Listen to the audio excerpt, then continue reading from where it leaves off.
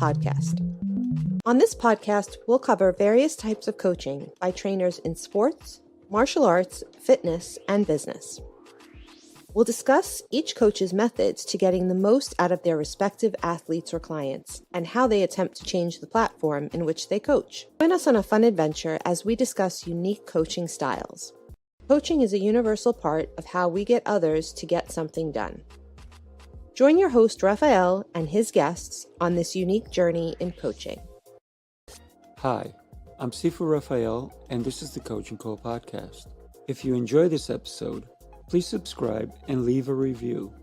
This episode was made possible by listeners like you.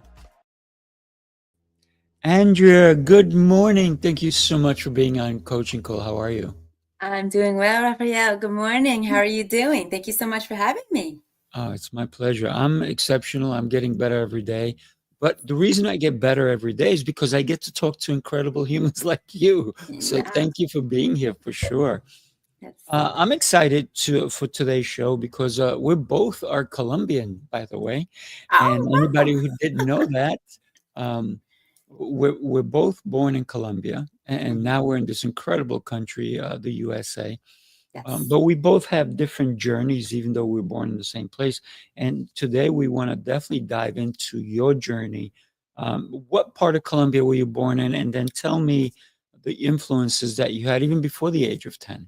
Yes, actually, I believe the area of Colombia I was born in is Cundinamarca, outside of Bogota. That was the papers that said at its most vague Right. at the time. So I believe that's kind of like the outskirts, if you will, parallel to, and like the capital, I believe, of the city. Yes, it was in a small village.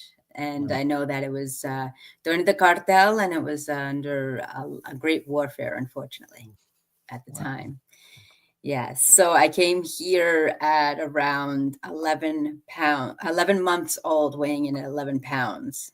And it was presented as being adopted, for my parents were not able to not only care for themselves, but as well as myself. So you left Colombia at 11 months old.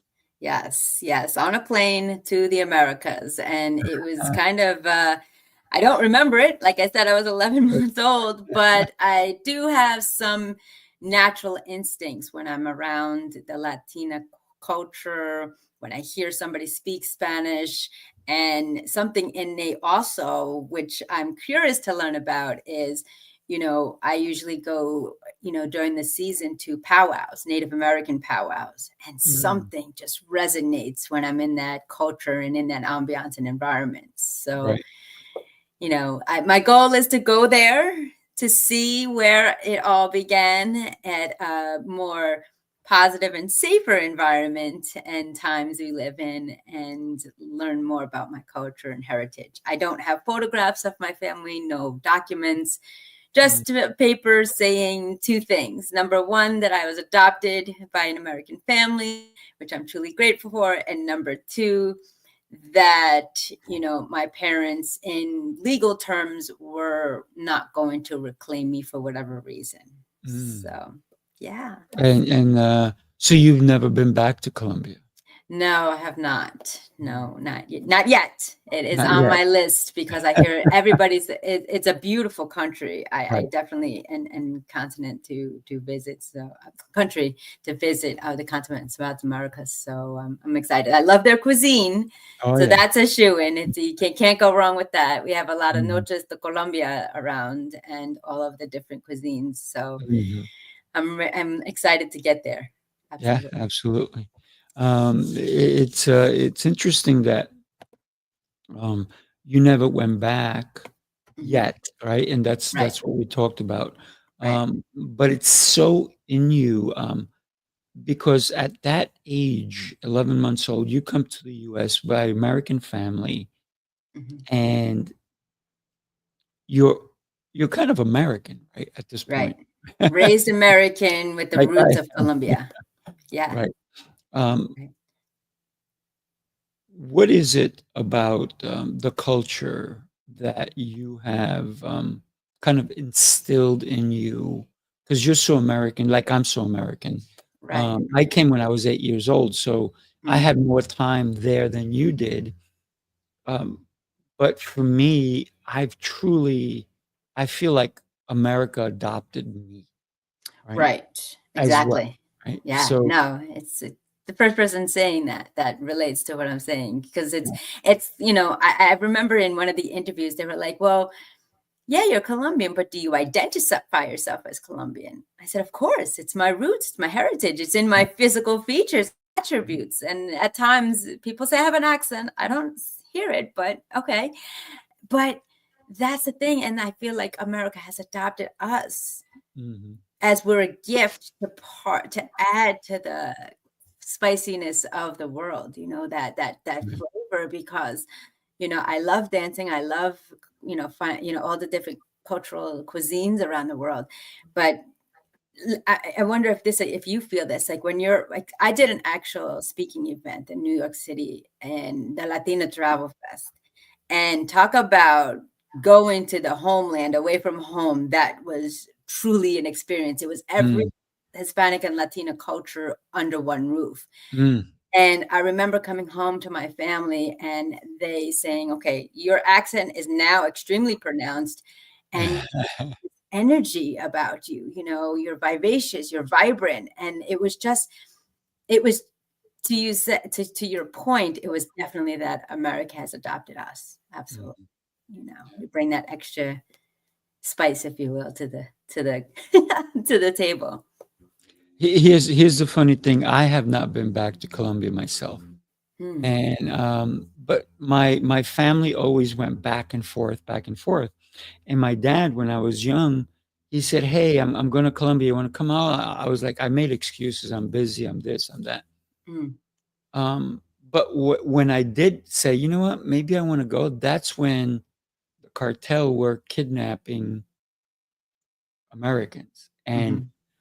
you look more like my sisters Hmm. because your complexion is a little bit darker than mine, your color of your hair. I had platinum blonde hair as a kid. So I Wow. had blonde hair, I had blue eyes, then became hazel. And Oh, so for wow. me to go there and I'm tall, I Right. didn't look Colombian. I look American, and they were Mm. kidnapping Americans and foreigners in order Right. to get this money. So the M 13 or whatever and whatever M it was at that point. So then I said, you know what? I don't want to. I wouldn't want to go through that nonsense. So I never Right. went, right. But Wow. I almost had an opportunity to go last year. Mm. It was a for me to go and train 350 trainers Oh, in wow. Colombia. And the people that were putting it together, they didn't get their act together. Mm. And so they kept doing this and that, and they wouldn't show up to some Zoom meetings to set things up. And I said, you know what? If they're going to be this wishy washy now, Right. Right. I'm Can not only going to go to imagine. Colombia. Right. It's not going to be a fun experience. So I Right. opted out of it. Mm. But every time that we have an opportunity to help another person, because I think you and I understand the value of assisting someone, because you had people who not only adopted you, but said they want to give you the best life.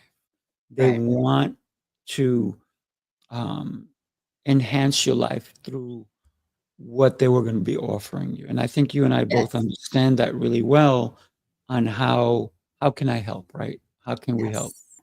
And I see Yes. that you're a servant leader as well.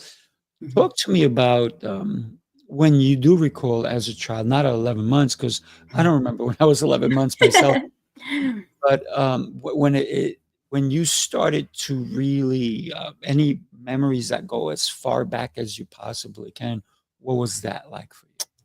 Yes. Well, the positive memories go back as far as 4 years old. My parents wanted to get me more culture per se. So they enrolled me in learning how to play the piano at age 4, as well as playing soccer, football in Europe, to kind of get my athletics, which was actually a benefit if you look hindsight, because when I went to school, I'll never forget one of the most prominent milestones as a child, as being adopted, was at the age of 7. And they always say that's when the kind of culture kicks in. You know, you're nurtured from up to the first 7 years, you're kind of getting your roots, you're nurtured and comforted.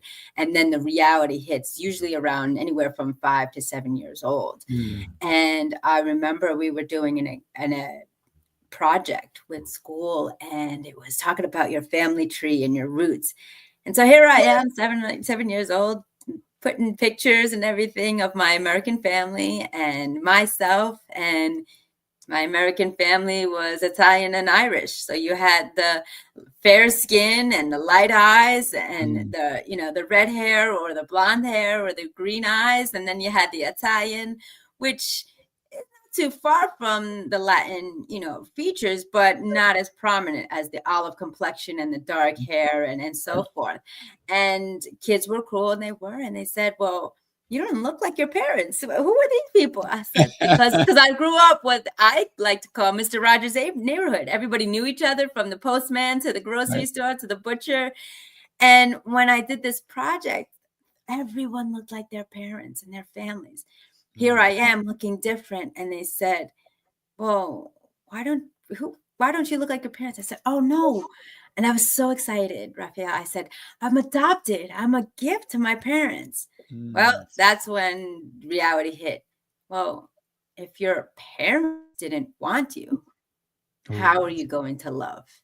Oh my And it goodness. was just, that's Wow. when the downward spiral came, because I was like, wait, Mm. no, my parents still love me. They're like, no, your real parents gave Mm. you up and sent you across the world. And so that stuck with me for such a long time. I didn't fit in. I didn't look like my peers, let alone my community. And here I had some minor differences from my family, as far as sometimes my accent, my mannerisms, especially my features. So that was probably the pivotal moment when I realized, okay, I don't fit in, but Mm. how am I going to make this work for myself?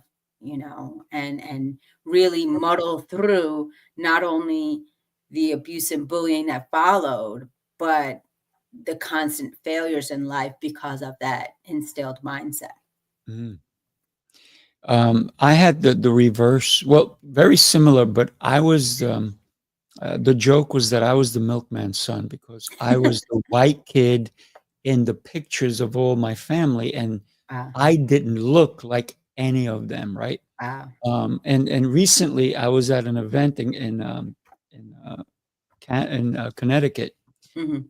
and somebody said, "Oh, you're Spanish." I said, "Yeah." I said, "Let me show you a picture so you can see what I mean." And I pulled out my phone and I showed him a picture of me and some of my brothers and my mom. They're like, "Oh my God, you're the little white kid." And I said, "Yeah." And even in Colombia, I was teased because I didn't look like my family Wow. until I got here. And even when I got here, here's the funny thing. I spoke Spanish fluently. Wow. I got here and I thought everybody speaks Spanish Mm. till I Wow. arrived. And no one spoke Spanish. So the school, I was left back. I was supposed to go to third or fourth grade. I was put back in first because I didn't know the language. And Hmm. then when I got to school, there were no teachers who spoke Spanish. There were no students who spoke Spanish. And Wow. it's very funny because for some strange reason, my mom held on to my report cards from that time. And I looked at it the other day and I was like, oh, this is kind of interesting. Because one of the reports that they sent to my mom was, your son doesn't speak, and he's very quiet. Mm. Well, yeah, I didn't know the language. I was a little bit Right. lost. Yes. Yes. And then you can see how it progressed. Oh, your son makes a lot of effort. He's really trying. And then Hmm. all of a sudden, your son speaks, but not well. And then Hmm. it became where eventually I personally went into an honors program, and Hmm. then I went above honors program. Then I went to a college course while I was in. I was put in a specialty class Hmm. in high school because I excelled, and so Wow.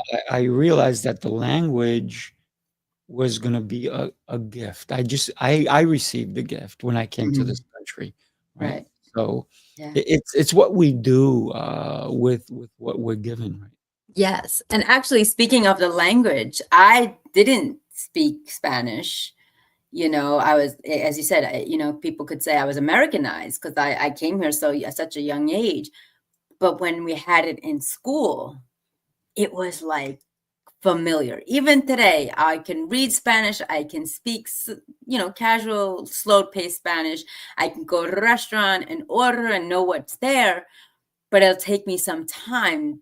But Mm. it's like that subconscious, like it's embedded in me. So that's another thing that I'm working on too, is really, working on my Spanish, because it's such an asset, Mm. in today's day and age with everything. So, I do speak casually. I do, but it's kind of like, how am I going to use it in my home if nobody nobody speaks Spanish? It's amongst my Yes. peers or my communities that I go to, where that is a prominent influence that I would love to freshen up on. Absolutely. Oh yeah, absolutely. Yeah. Here's one thing that you said. I don't know if anybody else caught it, but of course I did. You said I speak slowly because Yes. most Spanish people are like, Yes. Yep. and Absolutely. and here's the funny thing. My fiance doesn't want to learn Spanish, but Mhm. when we're around my family, they're speaking in Spanish, and she's just sitting over there. And then all of a sudden they look at her and they go, "Oh, we're so sorry." Right. Right. They said, "You should learn Spanish." And she feels like it's too difficult because of the speed. And we say Right. to her all the time, "You don't have to. We can slow it down for you." And a Right. lot Right. of Yeah. people don't realize that that's what we have to do when somebody is interested in learning the language. Because Right. I speak it fluently, I write it and read it. Hmm. But there's different types of Spanish even. Yeah. Different Um, dialects. Absolutely. Correct. And just like in China, if you go to China, that's why they made Mandarin the main language, because one village would not be able to understand the next village. Mm. But in Colombia, mostly all, the same. But if you go from Dominican Republic, or you go to Mhm. a different part of Spain, in Right. Spain they speak two different languages, which are both considered Spanish. Right. Castellano and Catalano, Right. and so Mhm. it's very, very Yeah. interesting when we can think that we think we know the language until we speak to Right. somebody else and they're like, "What did you say? I don't understand you," Right. right? Right. Yes. Yes. I actually was fortunate to do a school trip my junior year in high school to Spain. I was like, this is awesome. I'm studying Spanish. This is great. I'm going to be able to connect. And the dialect is different. We went for Easter week, and it was amazing. I went to Costa del Sol, Toledo, and Madrid, and it was amazing, but it was totally different Spanish Mhm. to when you go to, we have, I attempt to go to a lot of different Spanish restaurants, and the dialect, and it's kind of funny, and I understand, and, I'll sit down and they're just like, "Brrr," and I'm like, yeah, um, can you say that a little bit slower? And they're like, "Eso es colombiana." It's like, sí, pero, muy rápido hablas, you speak too fast. Can you slow it down? And so, yeah, it is a beautiful language. I love the music. That's one thing that's also Mm. ingrained in me, is music. Any type of music, I'm on the dance floor regardless. It's just a universal language, and it's just so romanticized, just like Italian music as well. But I think Spanish is a little bit more Mm. suave. So that's my personal opinion. And it's funny too. The other thing, kind of being Americanized, if you will, is that my palate is very sensitive. Mm. So certain Spanish cuisines I love, like paella. My grandmother, Mm. she's my. It's funny. My family, even though I'll make it clear for the audience, my adoptive family.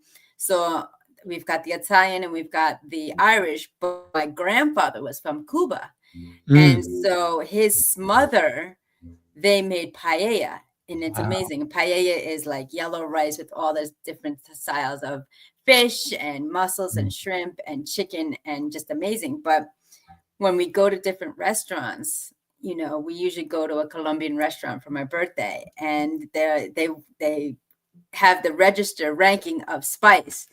Now brace yourselves, and then pardon me, and for my fellow Colombianas and Colombians, I'm not a fan of spice at all. Even black pepper, I'll start clearing my throat. So it's kind of funny, to see somebody of Colombian, features of myself going to a Latin restaurant, and they always want to make it caliente, and I'm like, no, no, thank you, because I'll be coughing the whole meal. Yeah.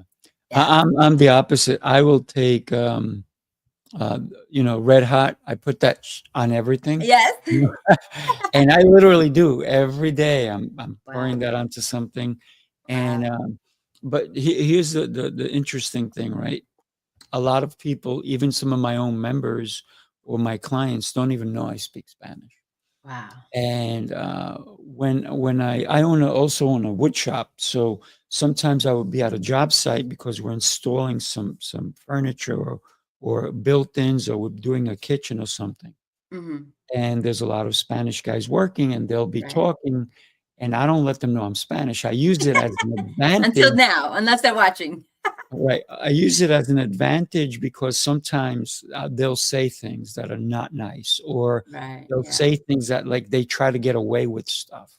Right. And Right. so a lot of times when they think that, oh, if we don't do this, they won't see it. And so that's when I step in, and I don't do it in a mean way. I say, hey guys, in Spanish, I say, hey guys, just so you know, they may not see it now, Right. but they'll They see it will. eventually. And Right. it's going to cost you referrals. It's going to cost you down the line. It may not cost you today. It might not even cost you this year, but Right. later on, you are not going to get referred to this project, to this or that, because Right. once they discover it, Mm-hmm. you're going to get burnt. And they're Right. like, Right. wow, thank you so much. We didn't think of it that way. Yeah. And so here's LS, and she says her husband uses hot sauce on Puerto everything. Rico. He was from Puerto Rico. There you go. Yes. But so a lot of times I use my Spanish as a helpful tool for Mm-hmm. other people. Yes. Sometimes it's very funny because people will just talk to me in Spanish or talk about me in Spanish, thinking I don't Mm-hmm. know. Right. I was in Manhattan one day, and I get into this high rise, and I think we're going, I don't know, 40 flights up.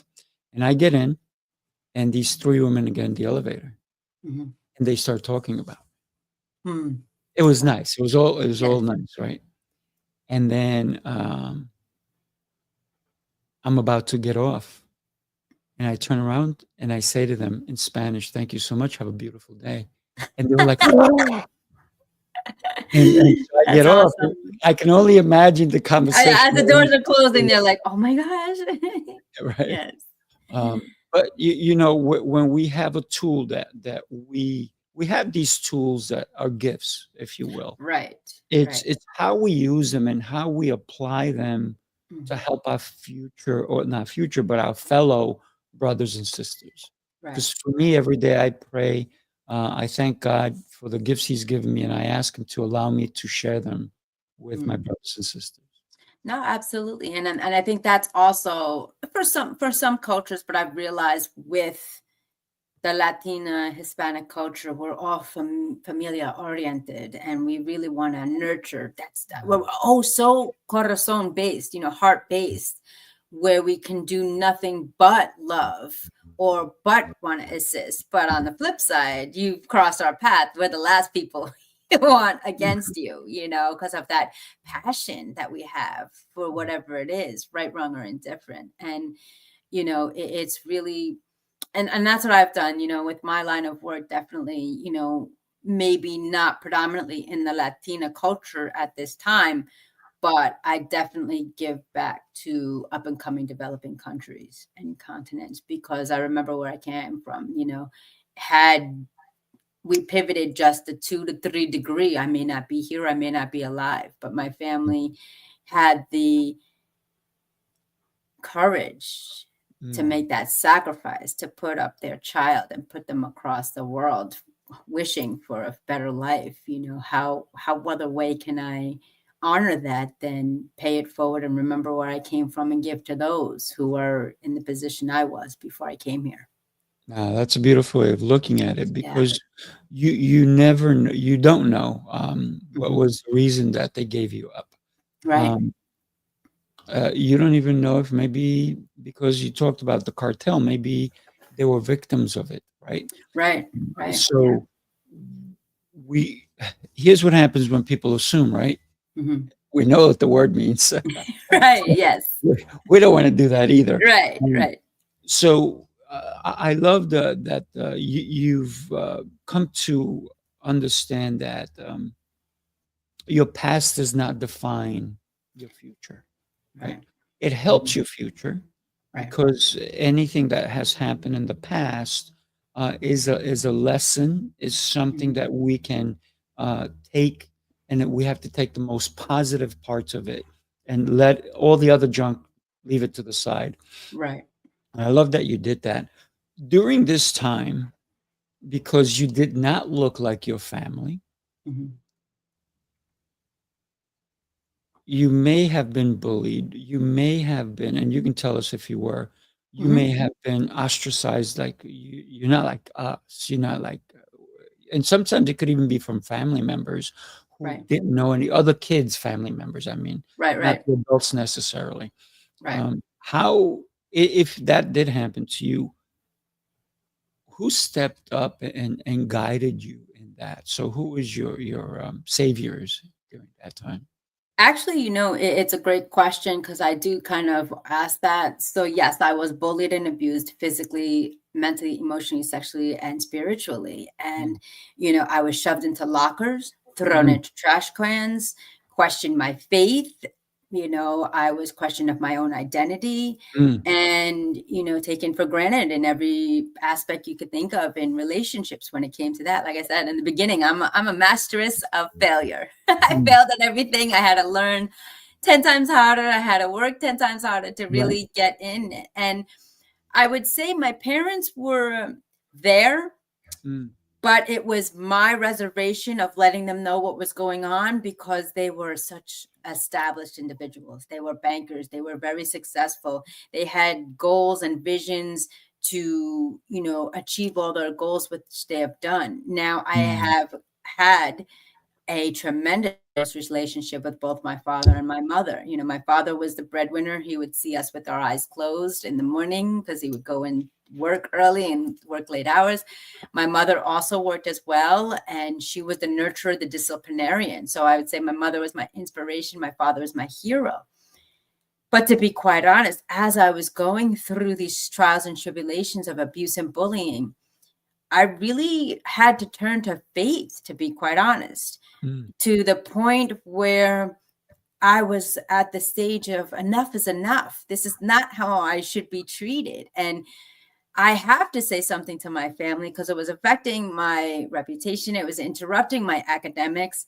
And so when I decided to turn to my family, they were kind of saddened. Why didn't you come to us sooner? Why didn't you share this? mm, But what my outlets were, Rafael, was that, as I mentioned before, of music and athletics. So my safe haven was the concert hall of the piano, wherever I performed, and on the field, because on the field of soccer, I was able to learn how to lose.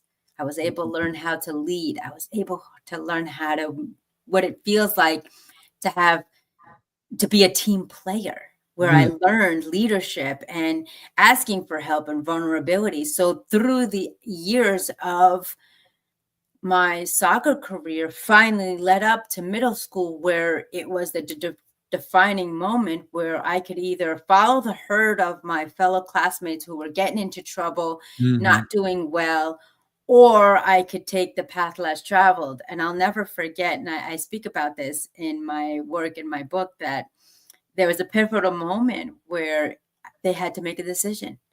You're not going to follow this path of what the others are doing. You have to create your own. And so they sent me to private school, and that's where I restilled my faith. Okay, mm, I don't want to live a life of being a vigilante or vengeance. I want to live a life of victory. How do mm, I go about doing that? And when the transition was made against my approval, because they were like, all right, well, you're not going to go to public anymore. You're going to go to private. I just kind of brushed it off and said, fine. I was able to learn about social work and psychology and dip into those industries. I needed to be the face of change of mental health. I needed to be the face of change of people who were abused and bullied, that it doesn't define them. That, and this is one of my mantras, through life's adversities, you have the opportunity and choice to create your own identity. And that's what I did. I took the trials and tribulations. I took all the heartache and pain and loss and said, what am I learning from this situation that I can hand off to others down the road? Wow. So powerful. Your parents were so aware of what was going on for them to say, hey, you know what? We're going to take you out of this situation that's not a good one for you. Right. And that's what we need people to step up for us on a consistent basis. And that's supposedly that's what parents are supposed to do. Right? Right. I'm going to share something with you and everybody else. Take a look. Hi, I'm Sifu Rafael. What if I told you 90 days is all it takes to detox your body, clear your mind, and completely reset your life? Sifu's Mind Body Method is a complete system that blends movement, mindset, journaling, nutrition, hydration, and fasting into one powerful experience. This is your invitation to get stronger, clearer, and more in control from the inside out. Click the link and join Sifu's Mind Body Method today. Don't miss your chance to reset your life. Wow. Awesome. Yeah. So for me, like every day I get kind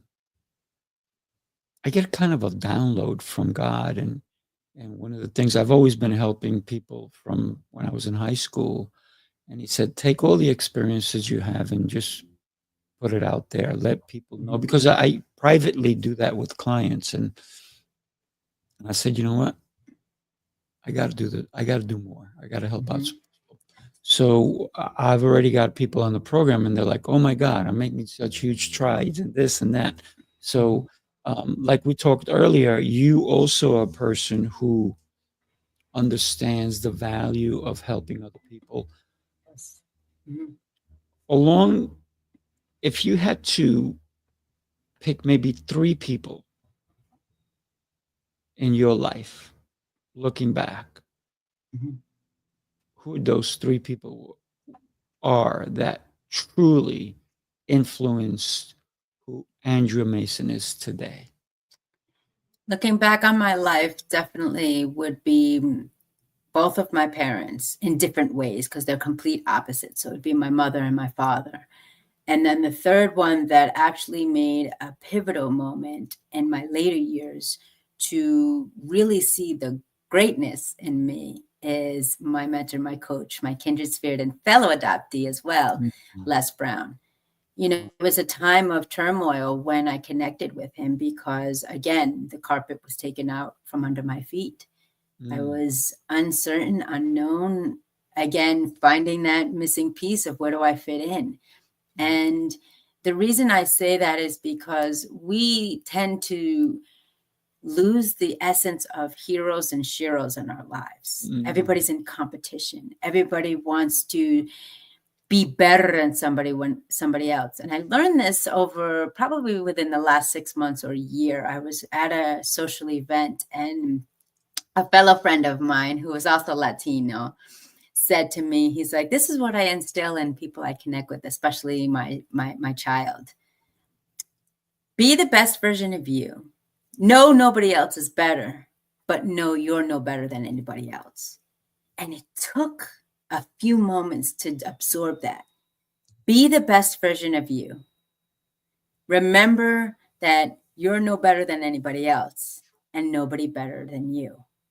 And when you break it down, it's like always show up and give 100%. I'm a woman of authenticity and integrity. My word is my bond. That's what I've really instilled over the course of the decades of my life through trials and tribulations or personal experiences, as well as in the business arena. That I'm going to be the best version and always show up and never give up. Nobody's better than me, not in an egocentric way, but that nobody's going to do it the way you want us to. You're able to do it. You have that authentic thumbprint on what you bring and deliver every day from the creator, from your belief system, and you put your spin on it. And that nobody else is better than you. Did I do that one? I get those two mixed up, but the nobody's better than you is that you're not on this planet. Nobody is on this planet to judge, because the creator doesn't, our belief system doesn't. We only have to judge what we see in front of the mirror, and that is to be better than we were yesterday, as you mentioned in the beginning of the segment. Right. And so that really struck a chord with me that, it's really significant and important to understand where you've came from, where you've been, where you're headed. And those three pillars in my life, my mother all throughout up until my collegiate year before she transitioned to the other side, my father to this current day, as he exemplifies, he's the type of person where the world could be ending and he's just like, you know what?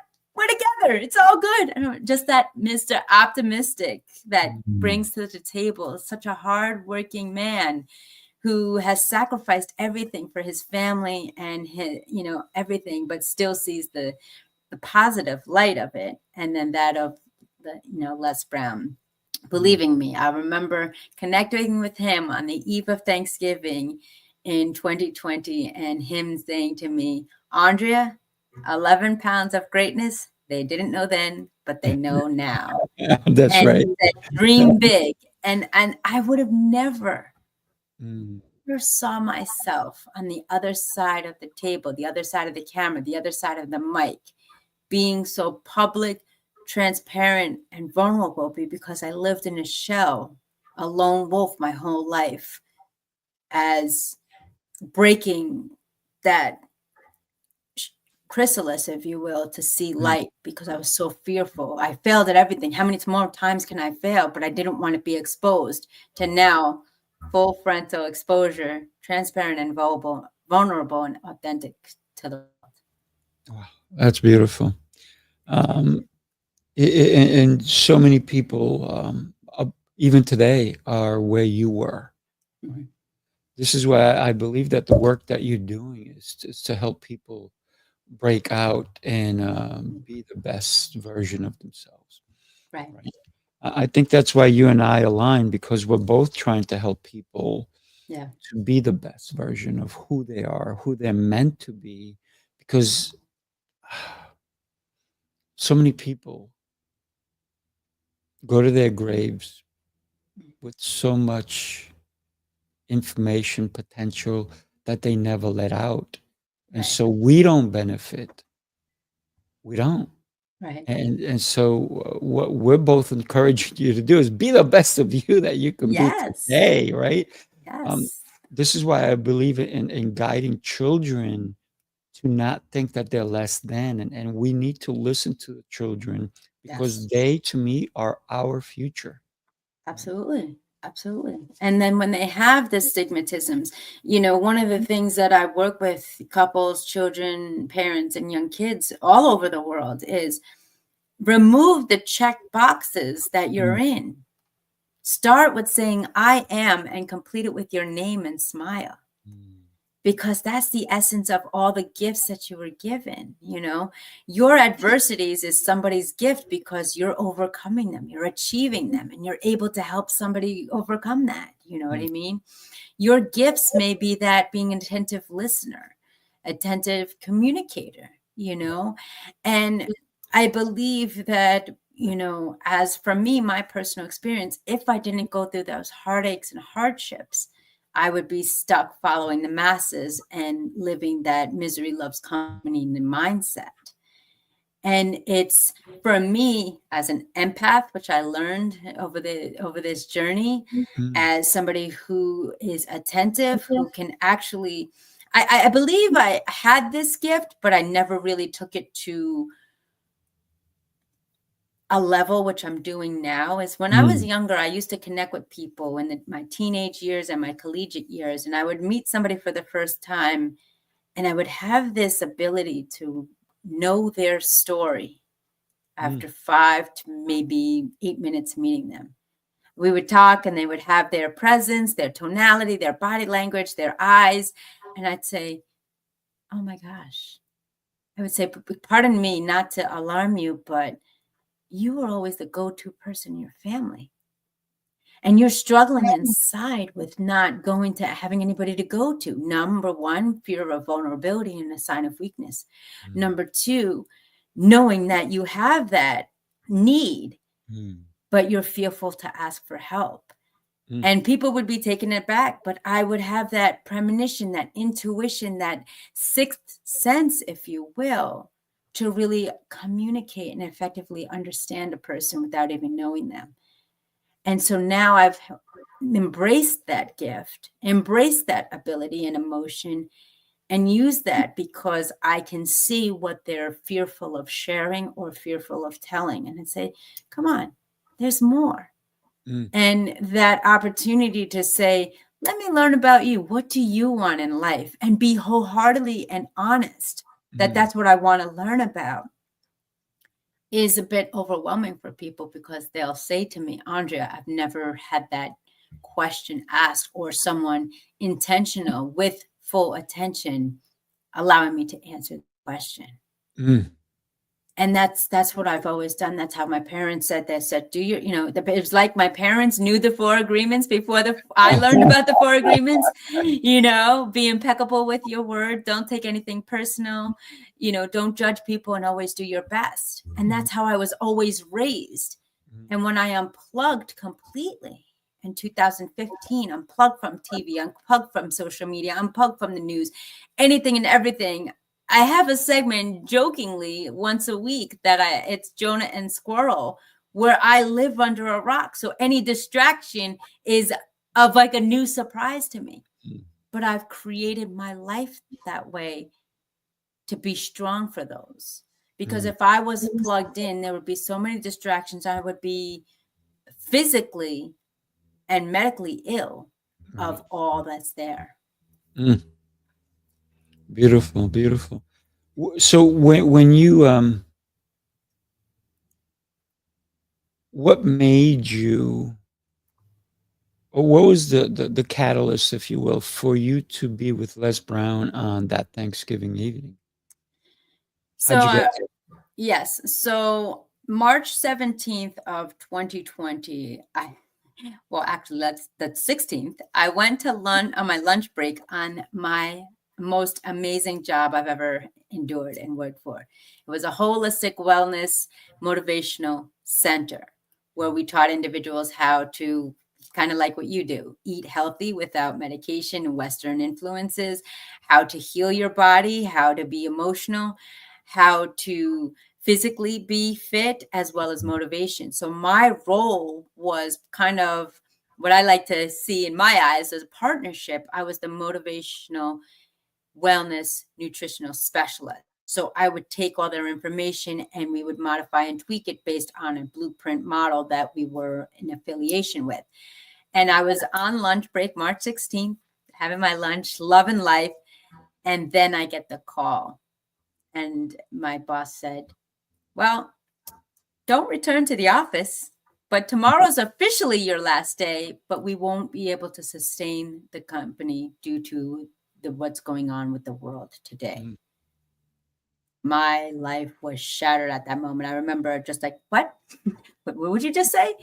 And I was like, this is my ideal. This was my calling at that time, doing everything organically, authentically, and empowering individuals from what they have within and educating them with what's beyond available to them. And so I was at home, didn't know what to do, just like everyone else, kind of sitting in your living room like, all right, now what? Everything I've studied for, we don't know what's going to happen in the world. And I heard this voice, this familiar voice, and the legendary laugh, Les Brown saying, are you going through it or are you growing through it? Join me, Les Brown, in my academy, where I'm going to help and empower you to be the best and to accentuate the greatness you have within. So I said, all right. I said, wait a minute, I know that voice. And like I had mentioned, I was unplugged. So all that was being invested in my mind, body, spirit, and soul was motivational videos, empowerment, wellness, self-help, you name it. So this academy opportunity came, and I said to my family, look, I know we don't have the financial means at this moment, but I guarantee you, I'm going to make the very first financial investment in myself. And I won't steer you wrong. And fast forward, here we are. I connected with him. I was an alumna of his academy, and I was one of the select few to speak with him live, virtually, on the eve of Thanksgiving. And happy to say, you know, our connection is stronger than ever, you know. And for someone like that stature in my mind to come down to a level saying, you know, I've been there. I know what it's like not to fit in. I know what it's like to fail.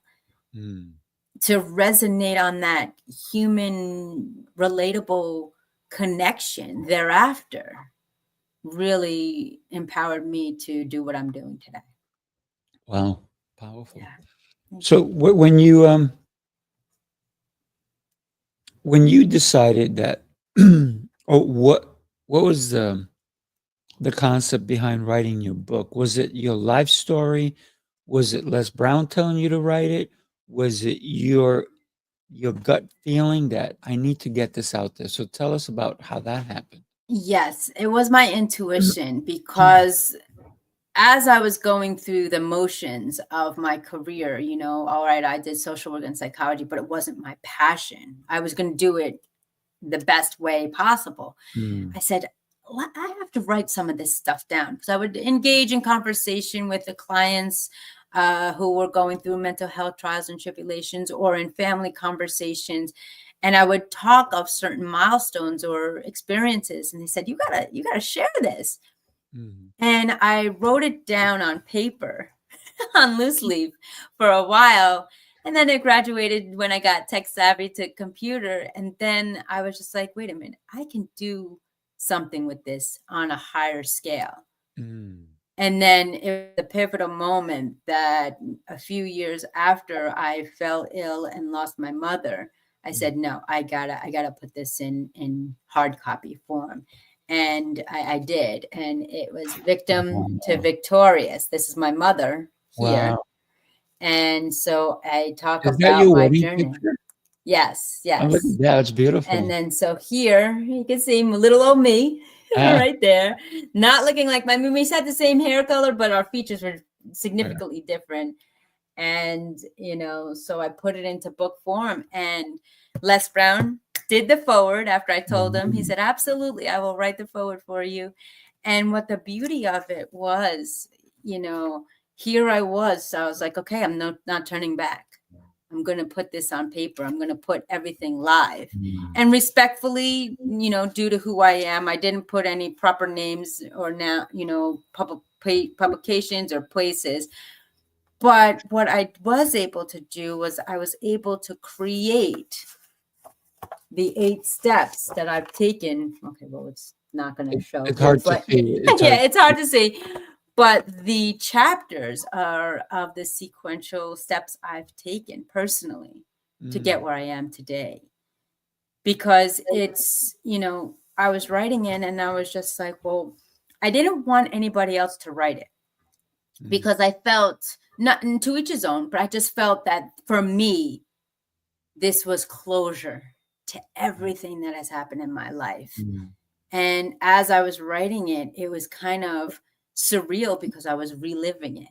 I would Mhm. get to a certain chapter and cry. I would get to a certain chapter and yes, yeah, right, I did achieve that. Or I would get to another chapter. Wow, I didn't realize I went through that, because we go through life sometimes with tunnel and just waiting for the end line, waiting for the finish Mhm. line, waiting for the destination. And I say dreams don't have deadlines, they create destinations. Right. But through writing this book, I was able to celebrate Mm. all the wins and the losses and really appreciate and learn where I came from.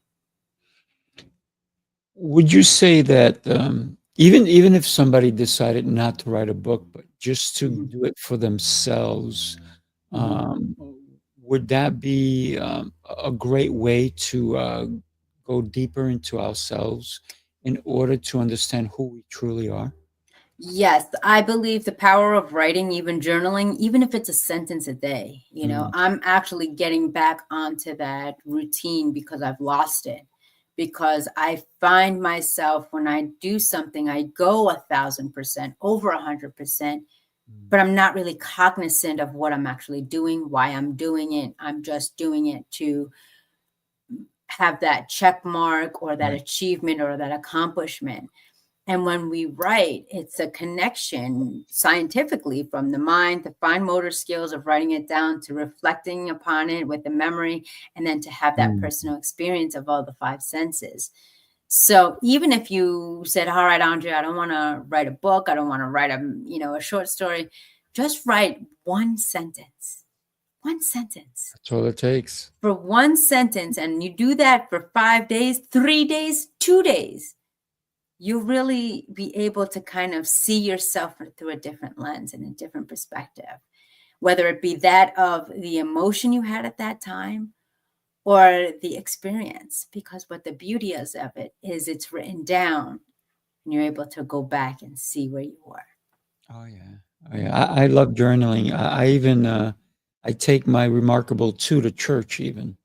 Oh, When I go to wow. Okay. church, and when the pastor is speaking, Mhm. I'm writing, and I'm not Mm, writing his words, I'm writing what I interpret from it, right. right? Yes. And so for me, it's always, so important to write, that a lot of Mhm. times, I'd love to, read your book at one point.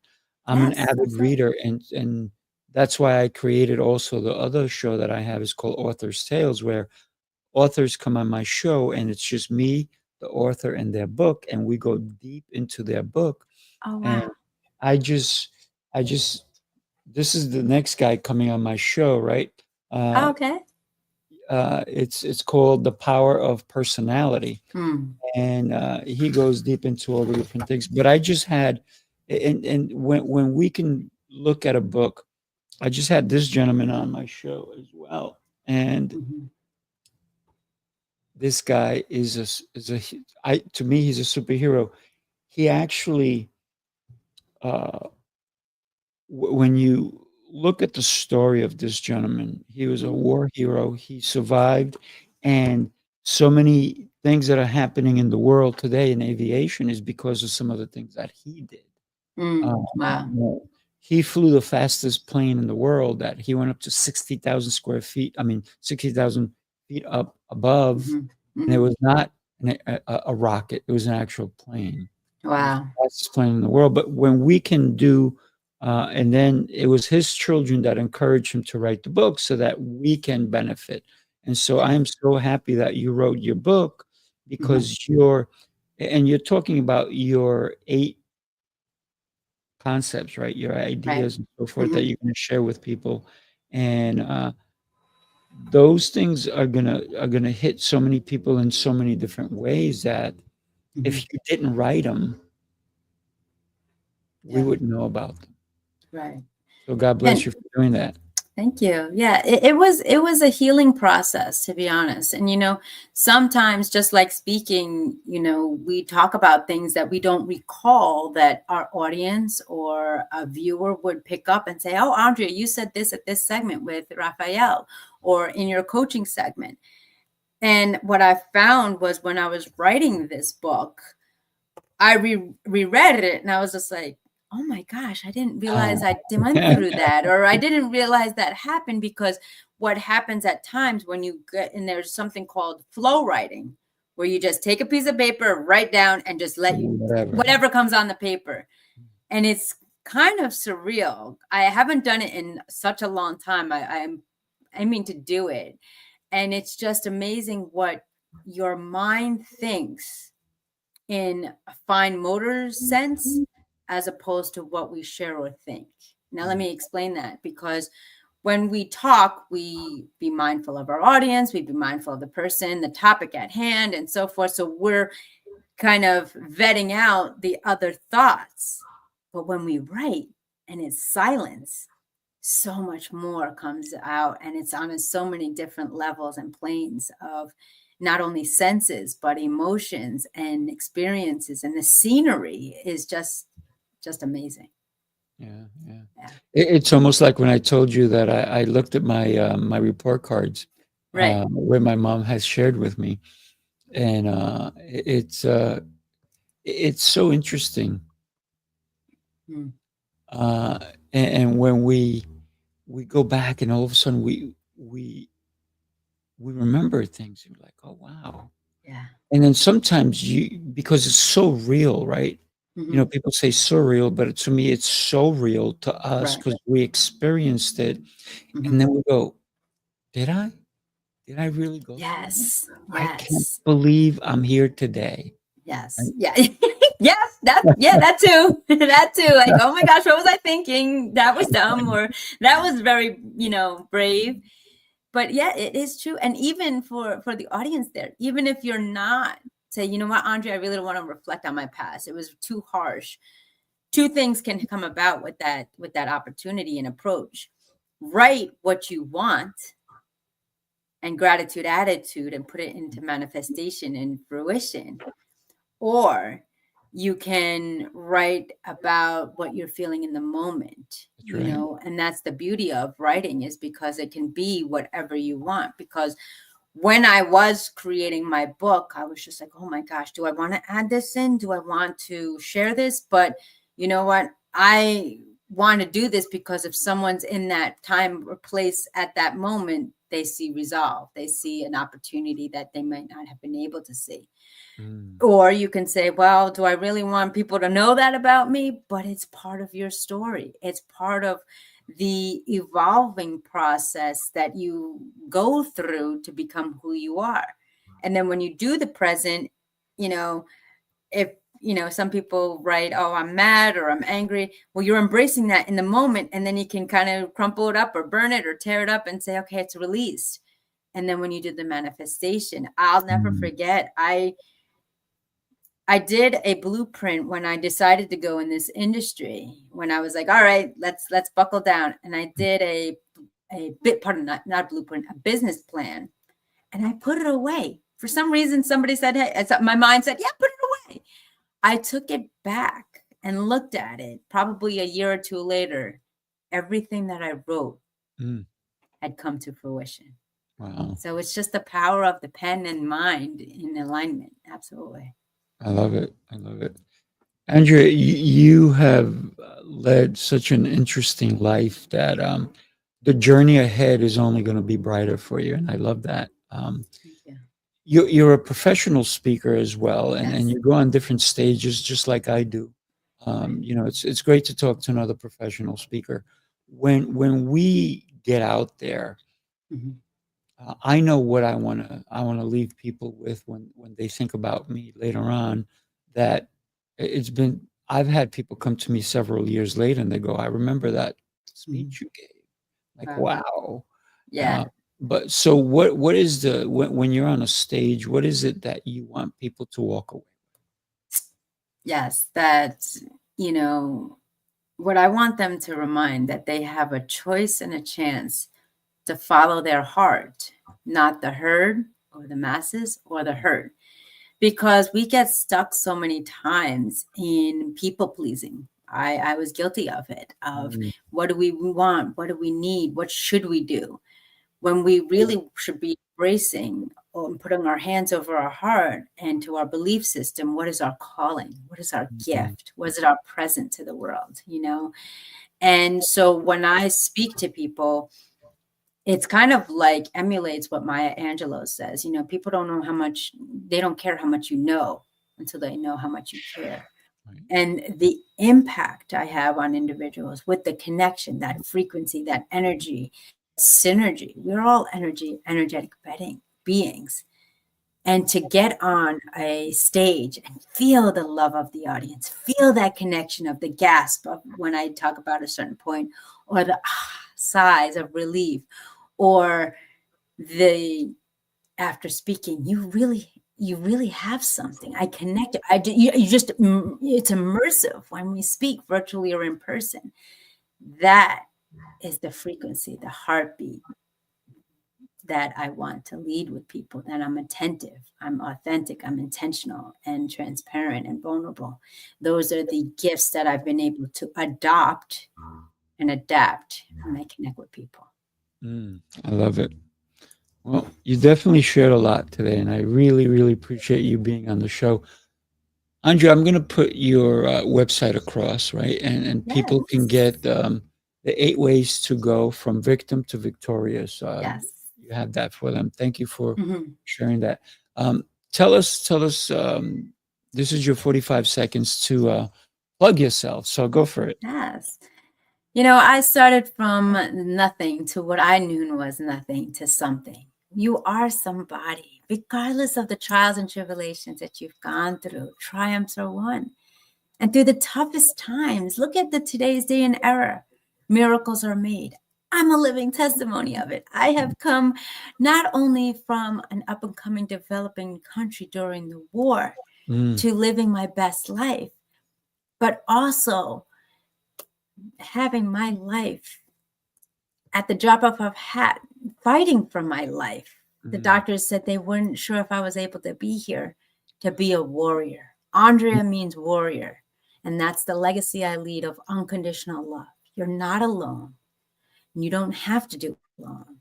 And know that your time is a gift, and that one's presence is their gift to you.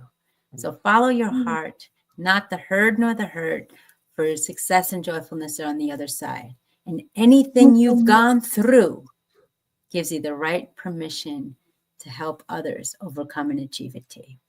Wow. Thank you. Love that. Yes. Andrea, Yes. I got to tell you, what a pleasure, and that we are getting to know each other. Thank you so much Thank you. for being here.